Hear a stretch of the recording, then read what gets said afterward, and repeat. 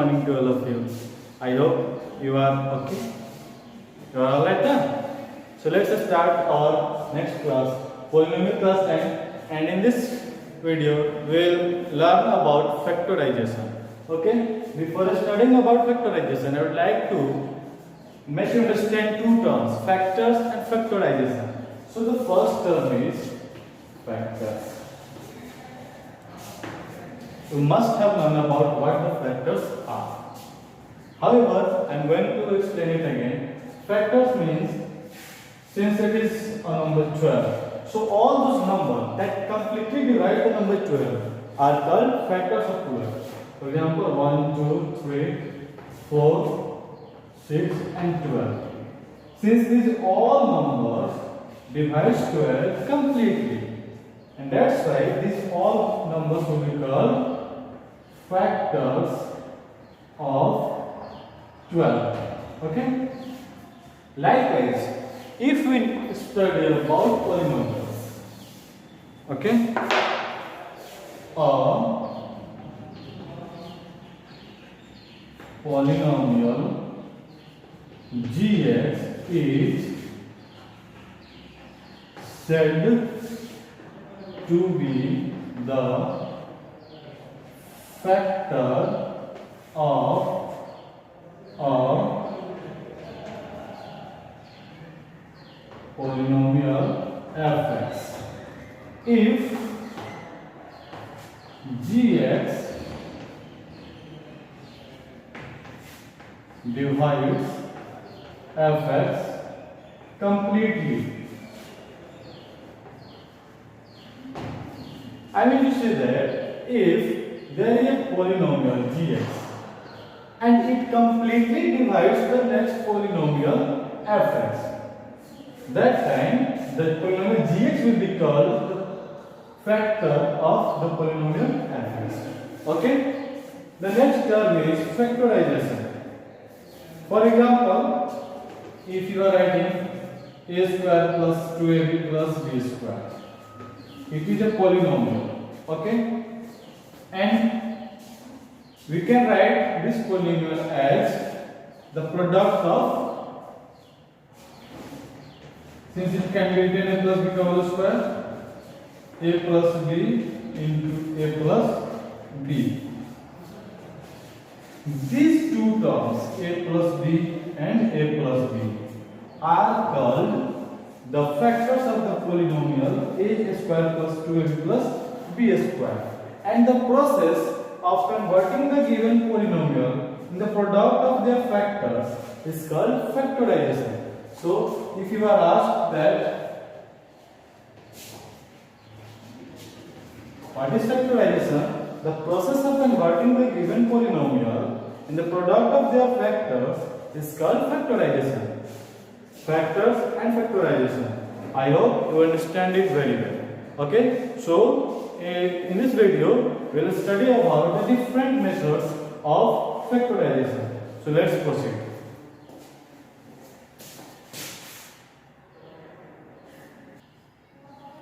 So, the dear students, the first method of factorization is factorization by taking out the common factors. Factorization by taking out the common factor. Okay? Here are some questions and we will explain this method by those questions. Okay? The first question is 18x square y minus 24xyz. Here we have to find the common term between those two terms. Okay?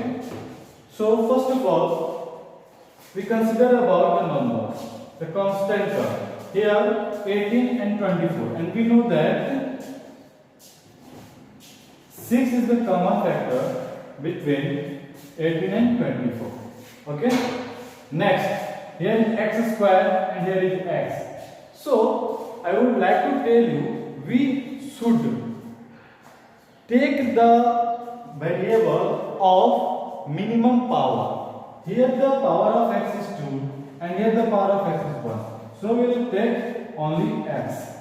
Here it is y and it is also y. So, it will come out as the common factor. Here there is z in this term, but there is no z in this term, so we will not take. Okay. Now let's break these terms. Here is 6. So if we multiply 6 by 3, we will get 18. 6 3 is 18. Here is x square, but we have already taken out one x as common factor. So we will have to write here x. X into x is equal to x square.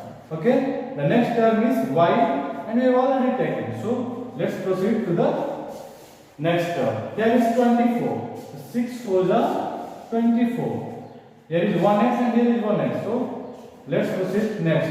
Here is 1y and 1y. It is also already taken out. Here is z which is not taken out here. That's why we will have to write here z. And this will be the answer of this question. And the process of breaking these polynomials in the product of their factors is this process is called factorization. And 6xy as well as 3x minus 4z will be called the factors of these polynomials. Okay? I hope you understand it. So the next question is 27 a cube b cube minus 45 a to the power 4 and b square. So let's take out the factors, common factors. Here is 27 and 45. Okay? The common factor will be 9. Here is 8 to the power 3 and here is 8 to the power 4. So what is the minimum power? Minimum power is 3. So let's take out 8 to the power 3. Here is b cube, b to the power 3 and here b to the power 2. So the minimum power is 2. So take out b square. Now let's proceed. 9 3 is 27. Here is a to the power 3, it is already taken. Here is b cube, but here is b square. So let's take 1b. b square into b, it will give you b cube. Here is minus 9 5 is 45. Here is a to the power 4. And we have taken a to the power 3. So 1a is left here. b square is already taken. So it is the answer of the question. Note this question. Okay.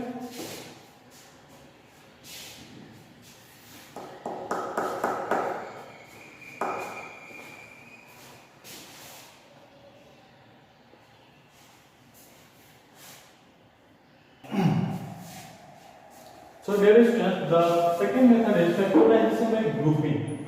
In this method, we have to select, we have to make a group so that it becomes easier to take out the common factors.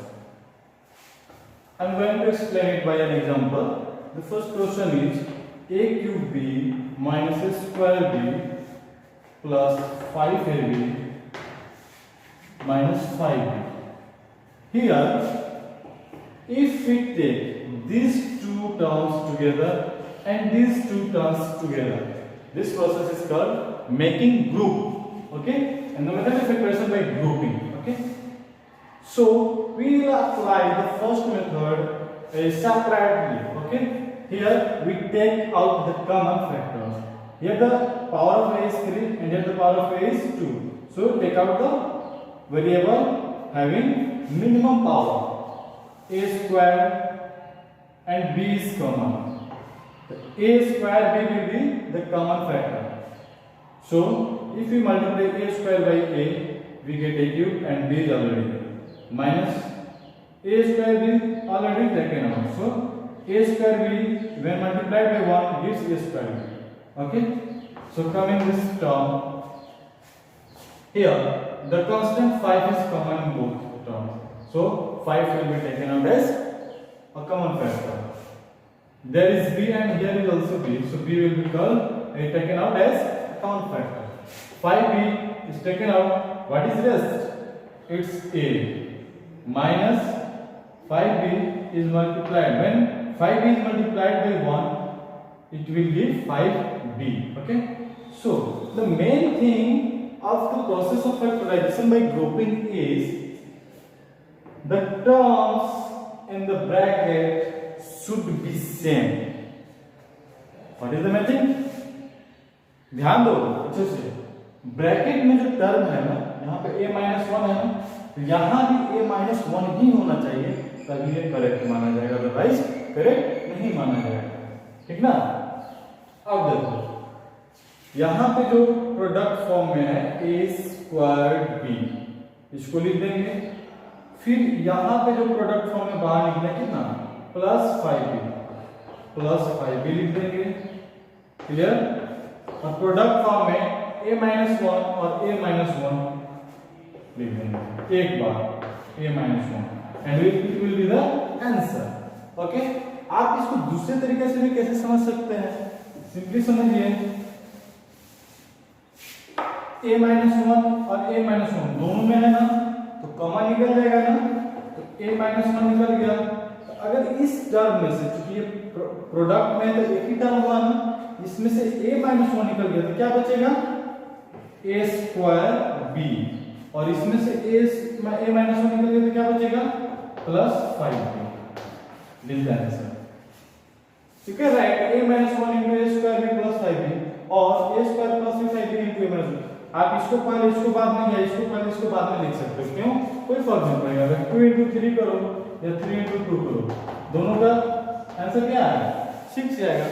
इसलिए अब हम लोग next question की ओर बढ़ेंगे। ठीक है, इसको note कीजिए।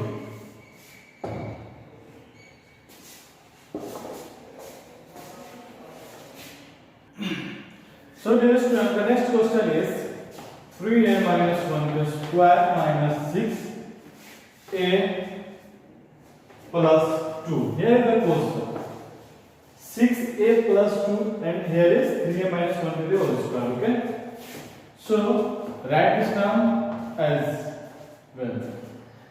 3a minus 1 to the whole square minus. अब देखो इसमें से यहाँ पे 2 है और यहाँ पे 6 है, तो 2 एज ए कॉमन फैक्टर तो निकल ही सकता है ना, तो 2 3 जा 6 a, यहाँ पे प्लस लाना है मुझे और यहाँ पे माइनस है, तो माइनस में माइनस से मल्टीप्लाई करेंगे तो प्लस आ जाएगा ना, है ना, तो माइनस माइनस प्लस और 2 1 जा 2। अब देखिएगा, अब यहाँ पे 3a माइनस 1 है और यहाँ भी 3a माइनस 1 है। आपको अभी थोड़ी देर पहले बताया था, अगर 3a माइनस 1 का होल स्क्वायर है, इसका अर्थ यह हुआ यह 3a minus 1 multiply 3a minus 1, यानी इसमें 2 बार 3a माइनस 1 है। क्लियर ना? तो अगर 3a माइनस यहाँ भी है तो 3a माइनस 1 अगर एक बार निकल गया इसमें से, तो 3a माइनस 1 एक बार बचेगा, है ना? इसको सेम लिखिए, 2 3a माइनस 1। कहने का मतलब 3a माइनस 1 का होल स्क्वायर का मतलब क्या हुआ, 3a माइनस 1 में 3a माइनस 1 से मल्टीप्लाई करना, माइनस का माइनस 2 का 2 और सेम का सेम। क्लियर? नेक्स्ट अब देखिए, यहाँ भी 3a माइनस 1 है और यहाँ भी 3a माइनस 1 है, तो कॉमन निकल सकता है ना 3a माइनस 1। अब देखिए, अगर यह 3a माइनस 1 अगर निकल गया तो यहाँ पे 3a माइनस 1 तो 1 तो बचेगा ना, तो 3a माइनस 1 ये बच गया। ठीक है, इसमें से 3a माइनस 1 निकल गया, अगर ये वाला कॉमन, या माइनस का माइनस 1 है, इनका 2। क्लियर? अब देखिए 3a माइनस 1, 3a माइनस 1 और माइनस 2 मिलकर क्या हो जाएगा, माइनस 3 हो जाएगा। Any problem? यहाँ पे एक और बात आ गई, ये आ गया, यहाँ पे 3 कॉमन निकल सकता है। Answer should be in its simplest form, there should not be any chance of common factor in the answer. So let's take out 3 as a common factor. अब देखिए, इसमें से 3 अगर निकल जाएगा, ये तो सेम बचेगा 3a माइनस 1। अगर इसमें से 3 निकल गया है, ये क्या बचा, a माइनस, क्योंकि 3 में इससे मल्टीप्लाई करेंगे 3a माइनस का माइनस, 3 में 1 से मल्टीप्लाई करेंगे 3 माइनस 3 आ जाएगा, ये हमारा आंसर हो जाएगा। इसको नोट कीजिए।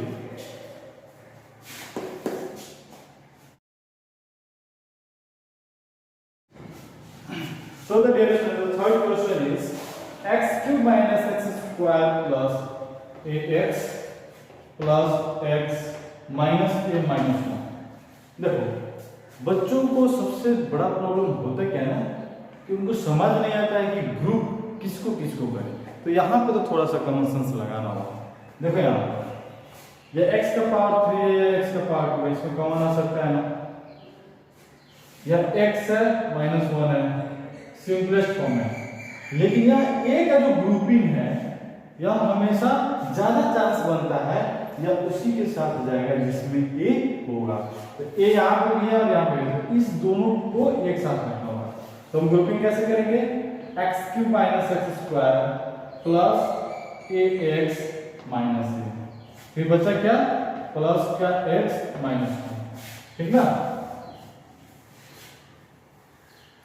इस मैंने किसी भी टर्म्स का साइन चेंज नहीं किया, सिर्फ उसका ऑर्डर, उसका प्लेस चेंज करते हैं, ठीक है। अब देखो दो दो को लेंगे, इसको एक साथ, इसको एक साथ और इसको एक साथ।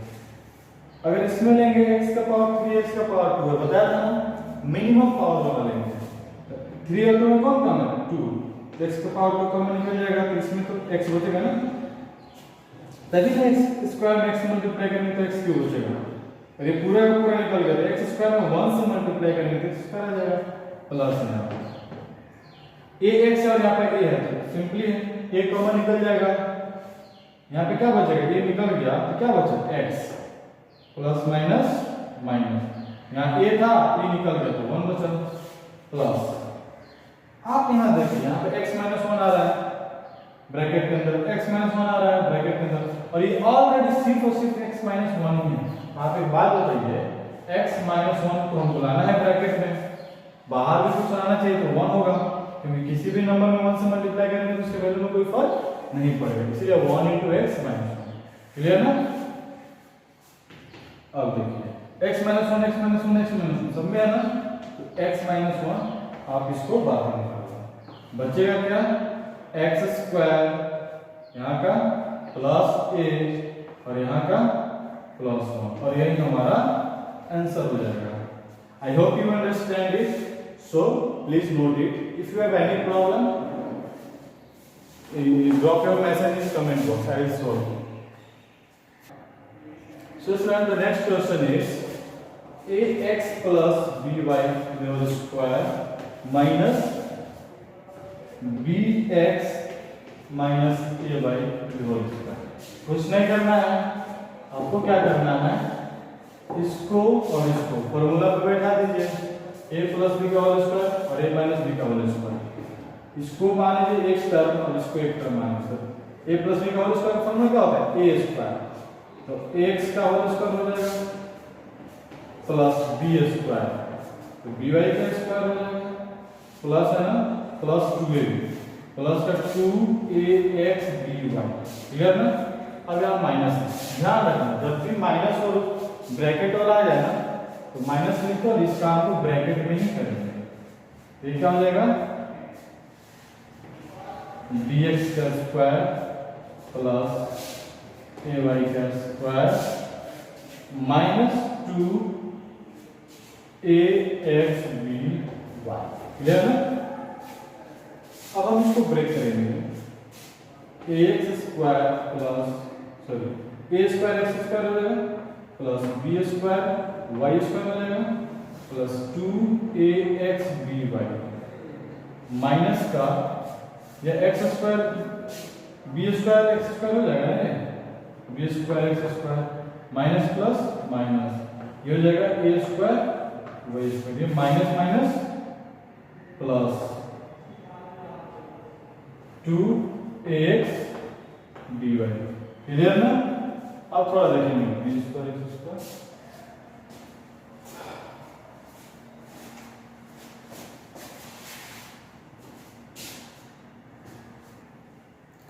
सो स्टूडेंट्स यहाँ क्वेश्चन में थोड़ा सा स्लिप ऑफ हो गया, माइनस में होगा प्लस होगा, ठीक है। हम यहाँ प्लस कर लेंगे, यहाँ भी प्लस कर लेंगे, plus plus b square x square ये वाला प्लस हो जाएगा, प्लस प्लस ये भी प्लस हो जाएगा, प्लस माइनस ये वाला माइनस हो जाएगा, ठीक है ना। अब यहाँ देखिए 2ax by प्लस में है, 2ax by माइनस में है, ये दोनों कैंसिल हो जाएगा, क्लियर ना। अब देखिए यहाँ पर a स्क्वायर एक्स स्क्वायर यहाँ पे है और a स्क्वायर वाई स्क्वायर, देखिए यहाँ पर a है ना और यहाँ भी a है, तो ज्यादा चांस है इन दोनों का ग्रुपिंग अच्छा बन जाएगा, ठीक है। एक साथ करते हैं, a square x square plus a square y square. ठीक है, अब देखिए बी स्क्वायर यहाँ पे है और बी स्क्वायर यहाँ पे है, इन दोनों का ग्रुपिंग बन सकता है बी स्क्वायर एक्स स्क्वायर और प्लस का बी स्क्वायर वाई स्क्वायर। अब इसमें सब कॉमन लेंगे, एक्स ए स्क्वायर को अगर हम कॉमन लें क्या बचेगा, x square plus y square, clear, plus का प्लस। अगर हम इसमें से बी स्क्वायर कॉमन लें यहाँ भी x square plus y square आ गया ना, ब्रैकेट में का सेम, यानी हमारा आंसर करेक्ट है। क्या हो जाएगा ये b square x square plus y square into a square plus b square, ये हमारा आंसर हो जाएगा। So please note it and I hope कि जो दो मेथड है, फर्स्ट मेथड क्या था factorisation by taking out the common factor, वो वाला। सेकेंड मेथड है factorisation by grouping. I hope ये दोनों मेथड्स आप लोग को समझ में आ गए होंगे और आप इन दोनों मेथड्स पे जो भी क्वेश्चंस आएंगे आप जरूर बना लेंगे। ठीक है, फिर भी अगर कोई प्रॉब्लम है तो कमेंट बॉक्स में आप अपने क्वेश्चंस को, प्रॉब्लम को जरूर पूछिए, मैं उसे सोल्व करूंगा। ओके, इसके बाद मैं फैक्टराइजेशन के कुछ फॉर्मूलाज है मैं उसको लिखूंगा और आप लोग नोट कीजिएगा और वो बहुत हेल्प करेंगे आपको ये फैक्टराइजेशन को सोल्व करने में। इसको नोट कीजिए।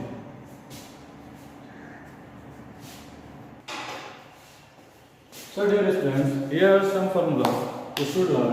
The first is a plus b का होल स्क्वायर। ठीक है, तो a plus b का होल स्क्वायर का मतलब क्या होता है, पहले इसको समझिए। उसका नहीं, किसी भी चीज, किसी भी रियल नंबर का स्क्वायर, इसका मतलब होगा उस नंबर में उसी नंबर से मल्टीप्लाई। यानी a plus b का होल स्क्वायर का क्या मतलब हो जाएगा a plus b into a plus b।